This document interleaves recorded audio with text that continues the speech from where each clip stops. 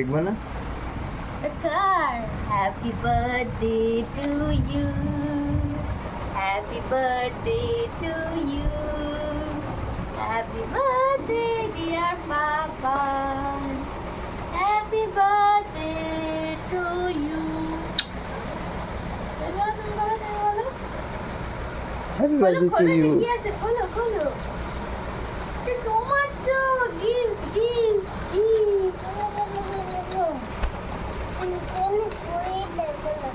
খুলে দাও ওখানে, খুলে দাও, বন্ধ করবো। হেই এভরিওয়ান, আমি Bonny. Welcome back to my channel Bonny's ডায়েরিতে। তোমরা সবাই কেমন আছো? আই হোপ সবাই খুব ভালো আছো। আমিও বেশ আছি। আমার ডায়েরি নতুন আরও একটা পেজে তোমাদের আরও একবার ওয়েলকাম আর অনেক অনেক ভালোবাসা। আজকের ভ্লগটা স্টার্টিংটা দেখে আই থিঙ্ক বুঝতে পেরে গেছো আজকে কিন্তু আমার পাপানের বার্থডে ভ্লগ। ঠিক পুজোর মধ্যেই কিন্তু আমার পাপানের জন্মদিন পড়ে, ঠিক পুজোর আগে নয় পুজোর পরে।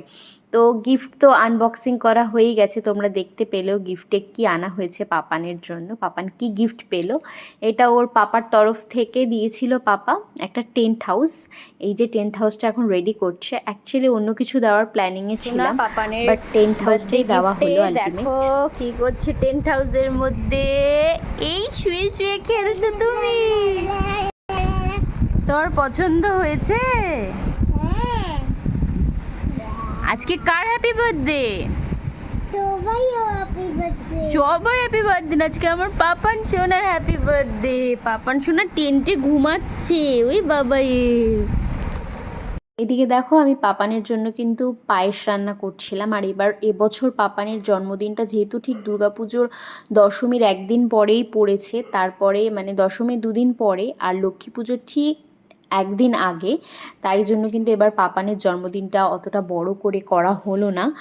আর এবছর পাপানের জন্মদিনের ভ্লগটা অনেকটাই লেট করে দিলাম। আর পাপানকে টেন্টটা কেন দেওয়া হয়েছে বলো তো? পাপান ইদানিং খুব বাড়িতে মানে রাতে ঘুমোতে যাওয়ার আগে পাপা আর ও মিলে খুব চাদর দিয়ে টেন্ট হাউস বানাতো, খুব খেলতো। তাই এবছর ওর বার্থডেতে কিন্তু গিফট হিসাবে টেন্ট হাউস দেওয়া হয়েছে। সাথে একটা শার্ট দিয়েছি আমি, মানে ড্রেস দিয়েছি, আর একটা ব্লগ দিয়েছি। যাই হোক, জন্মদিনটা তো একদম নিজেদের মধ্যেই করা, মানে আমাদের ফ্যামিলি মেম্বাররা। কিন্তু পাপানের পাশে যেহেতু সুন্দরী দিদি থাকে, আর পাপানও সুন্দরী দিদিকে খুব ভালোবাসে, তার জন্য কিন্তু সুন্দরী দিদি, সুন্দরী দিদির মাম্মা আর আমাদের পাশের বাড়ি আরও একটা ছুটকু বেবি হয়েছে নতুন, ওকে ডাকা হয়েছিল। এবার দেখো পাপানের বার্থডে সেলিব্রেট করা হবে আমরা এই কজন মিলেই, মানে পাপানের পাপা, আমি, ওর গ্র্যানি আর কিন্তু সুন্দরী দিদির মা আর আমাদের পাশের বাড়ির ওই কুট্টি বেবিটা। যাই হোক, ওদের তিনজনকে ডাকা হয়েছে। এবার পাপানের কিন্তু কেকটা ওপেনিং করা হচ্ছে। দেখো পাপানের জন্য এবার বার্থডেতে আমরা এই কেকটা নিয়ে এসেছি। পাপান অ্যাকচুয়ালি ওর পাপার আর আমার ভালোবাসা, তাই আমরা সেই হিসাবে দেখো ওর জন্য একটা ভালোবাসার আকৃতি হিসাবে কেক নিয়ে এসেছি এবছর। যাই হোক, আর কেক কাটিংয়ের পর কিন্তু আরও অনেক প্ল্যানিং আছে। এবার খুব ছোট করে জন্মদিনটা সেলিব্রেট করলেও কিন্তু খুব আনন্দ করেছি। আর যেহেতু আমি যে পায়েসটা বানিয়েছিলাম সেই পায়েসটাও কিন্তু পাশে রেখে দিয়েছি। কেক দেখে তো পাপান কেক খাওয়ার জন্য পাগল হয়ে গেছে। পাপান ইদানিং না খুব পেস্ট্রি খেতে খুব পছন্দ করছে দেখছি, নতুন নতুন খাওয়া শিখছে তো আরও কত কিছু পছন্দ করবে। যাই হোক দেখো, এইদিকে আমি পাপানের জন্য দুপুরবেলা পাপানকে ঘুম পাড়িয়ে পাপানের জন্য কিন্তু রুমটা ডেকোরেট করেছিলাম। কেমন হয়েছে রুম ডেকোরেটটা অবশ্যই কিন্তু জানাতে ভুলো না। প্রথমে ভেবেছিলাম অল্প অল্প দু একটা বেলুন দিয়ে সাজাবো, কিন্তু সাজাতে সাজাতে বেশ সুন্দর করে সাজানো হয়ে গেছে। আলটিমেট এবার পাপানের কেক কাটবো। আর একটা মজার বিষয় কি জানো, পাপানের কেক কাটার আগেই কেকের ওপর যে ডেকোরেটস করা ছিল চকলেটগুলো দিয়ে, সেগুলো পাপান খেয়েই ফেলেছে। মানে এতটাই কেক খাওয়ার জন্য ব্যস্ত হয়ে গেছিলো যে ও কাটিংয়ের সময় অবধি দেয়নি। যাই হোক, বাচ্চা তো, ওর ওটাই আনন্দ। আর পাপানের জন্য দেখো এবার পাপানের বার্থডের ক্যান্ডেলটা আমরা জ্বালিয়ে দিলাম। আর পাপানের জন্য যে 3 ইয়ার্সের ক্যান্ডেলটা আনা হয়েছিল সেটা কিন্তু পাপান প্রথমেই ভেঙে ফেলেছে। যাই হোক, 3 ইয়ার্সটা আর দেওয়া হলো না, তাই স্পার্কল ক্যান্ডেলটাই জানালো হলো। আর তারপরে দেখো পাপানের পাপা তো আমার ভিডিও আর ছবি তুলে দিচ্ছে, অনেকবার ডাকলাম এলো না। তো ওর মাম্মা আর ও মিলেই কিন্তু কেক কাটিং করছে। আর পাপানের বার্থডেটা পাপান ভীষণ এনজয় করেছে। কেক কাটিংয়ের পর তারপরে কিন্তু বাড়িতে যেহেতু কোনো সেলিব্রেট কিছু করা হয়নি, তার জন্য কিন্তু আমরা সবাই মিলে একটা ডিনার ট্যুরে বেরিয়ে গেছিলাম। আর বাড়িতে তো সবাই মিলে কেক কাটিংয়ের পর কেক পায়েস খেয়ে যে যার বাড়িও চলে গেছিলো, মানে যাদেরকে আমরা ডেকেছিলাম এই সন্ধেবেলার একটা টি পার্টি করার জন্য। তো দেখো আমরা তারপরে কিন্তু ফ্যামিলি মিলে চলে এসেছিলাম আমাদের এই হালিশহরের রোডেই, মানে হাইওয়েতে, কল্যাণী হাইওয়ে, আমাদের হালিশহরের খুব কাছাকাছি একটা রেস্তোরাঁয়, যেটা কিন্তু হচ্ছে kitchen mantra, the kitchen mantra. এখানে আমি আরও একবার এসেছি।